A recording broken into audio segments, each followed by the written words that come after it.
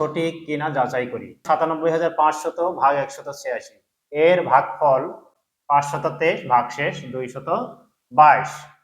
তাহলে এই অঙ্কটিকে ১৮৬ দিয়ে যদি ৯৭৫০০ থেকে ভাগ করা হয়, ভাগ করে এরা পেয়েছে ৫২৩ এবং ভাগশেষ পেয়েছে ২২২। এই অঙ্কটি সঠিক কিনা সেটি আমাদের যাচাই করতে হবে। তো যাচাই করার জন্য দুইটা পদ্ধতি আছে। একটি হচ্ছে আমাদের ১৮৬ দিয়ে একে ভাগ করতে হবে, ভাগ করে দেখতে হবে যে এই ভাগফল এবং ভাগশেষ মিলেছে কিনা। যদি মিলে যায় তাহলে সঠিক। অন্যটি হচ্ছে ভাজ্য এর সূত্র যদি আমরা প্রয়োগ করি, সূত্র প্রয়োগ করে যদি মিলে যায় তাহলে সেটি সঠিক। এবং এছাড়াও একটি পদ্ধতি আছে, তোমরা জানো যে ভাগ অঙ্কের ভাজক অবশ্যই ভাগশেষ থেকে বড় হতে হবে, ভাগশেষ থেকে বড় হতে হবে। তাহলে এখানে তোমরা দেখো, এখানে ভাজক কি আছে, এখানে ভাজক হচ্ছে ১৮৬ এবং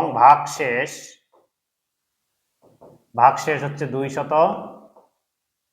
অর্থাৎ এই ভাগশেষ ২২২ কখনো হতে পারে না, কারণ ২২২ এর মধ্যে ১৮৬ একবার যায়।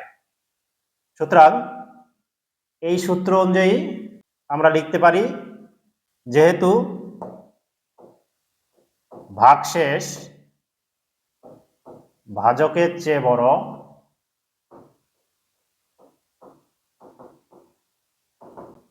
সুতরাং গাণিতিক সমস্যাটি ভুল।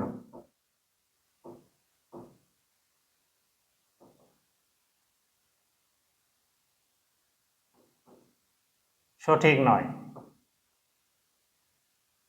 সঠিক নয়।